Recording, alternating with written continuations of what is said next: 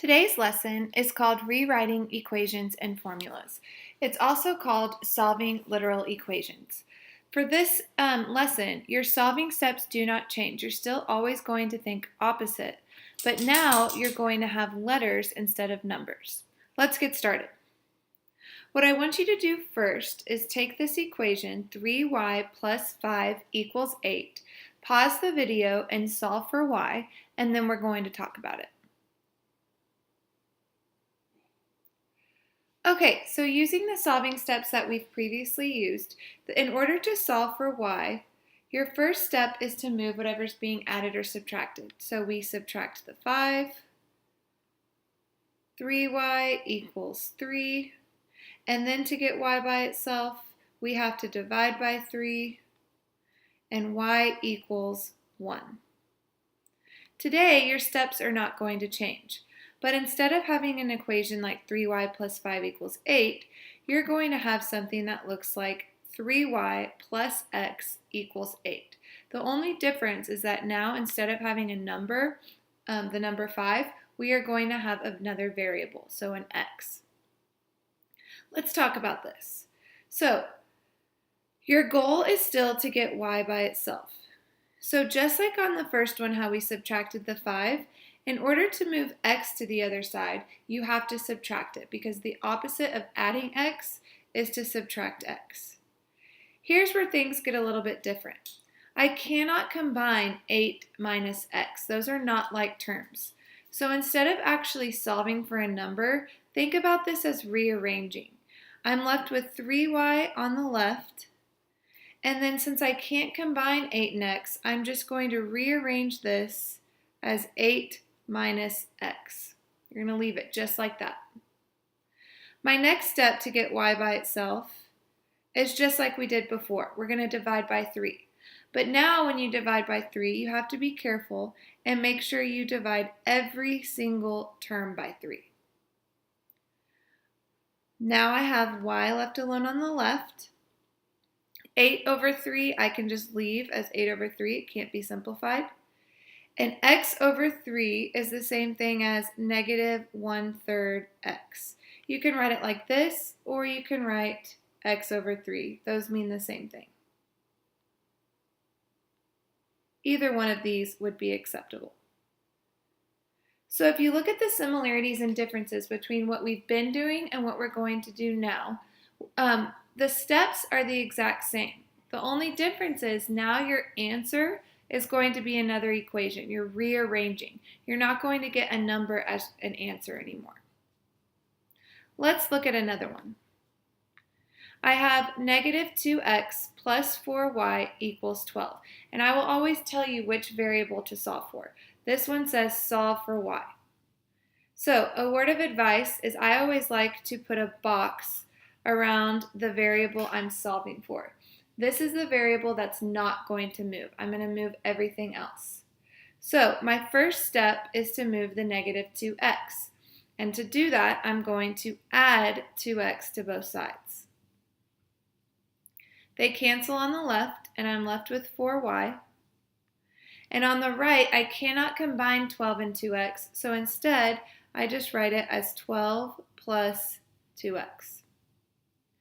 My next step to get y by itself is to get rid of the 4. And since that is 4 times y, the opposite is to divide by 4. I have to divide every single term by 4. When I do that, I'm left with y on the left, which is what we wanted. 12 divided by 4 is 3. And 2 over 4 reduces to 1/2. You can write that as 1/2 x, or you can write it as x over 2.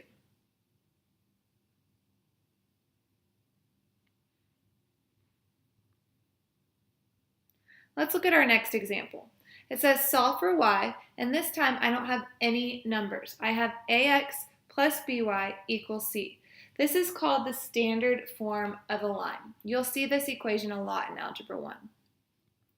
Since I'm solving for y, I'm going to put a box around y, and the first thing you always want to move is whatever's being added or subtracted to y. So in this case, I need to move the ax first. Since that's a positive ax, I'm going to subtract it. It cancels on the left, and I'm left with b times y. And then I cannot combine c and ax, so remember, think of it as rearranging. It just becomes c minus ax. I just moved ax to the other side. My last step is to get rid of the b. That's not the word by, think of it as b times y. The opposite of multiplying by b is to divide everything by b. So when I get y by itself here, I can write it two different ways. I can say c over b minus ax over b, or since the denominator is the same, you can write it as c minus ax all over b. Since there's no simplifying I can do on this one, it's all letters, you can write it all over b. Either one of these would be acceptable.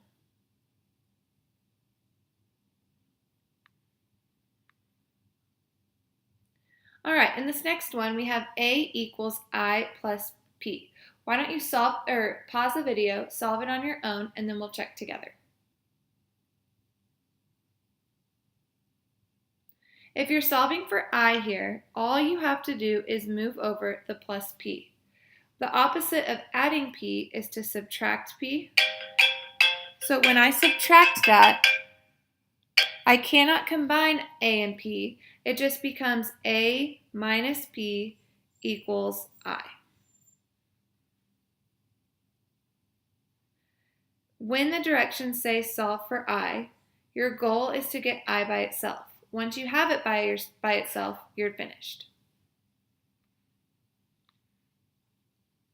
All right, this next one says V equals LWH. You may recognize this. Volume equals length times width times height.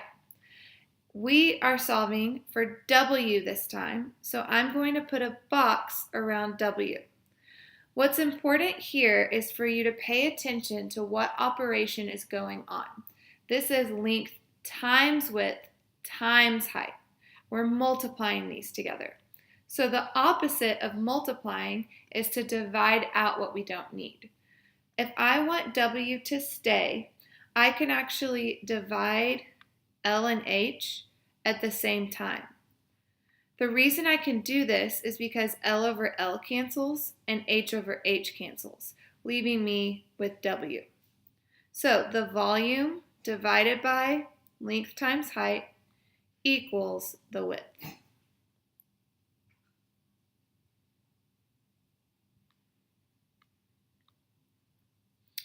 All right, our next formula is for perimeter of a rectangle. You may recognize this. The perimeter equals twice the length plus twice the width.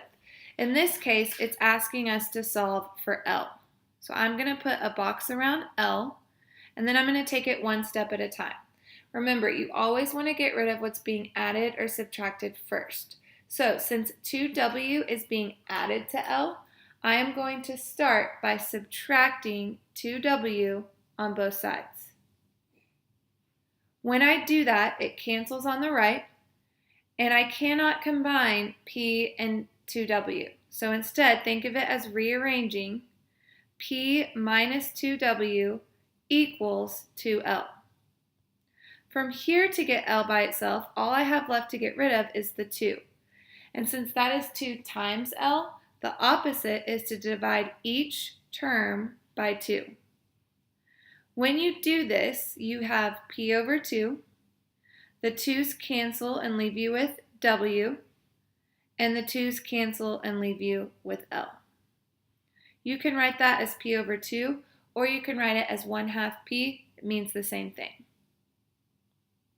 Remember, if you're getting stuck on these, the solving steps have not changed from before. The only thing that's different is now we don't have a single number as our answer, we have a new formula as our answer.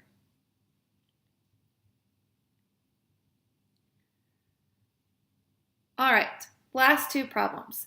First, we have A equals B over C, and we're solving for B. Then we have A equals B over C, but we're solving for C. Let's look at the difference between the two. For the first one, I have A equals B divided by C.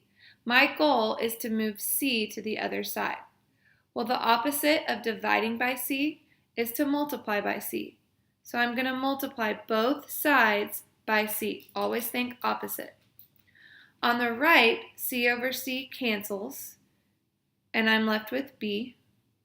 On the left, this just becomes a times c, and I'm finished. Now let's look at the last one. A equals b divided by c.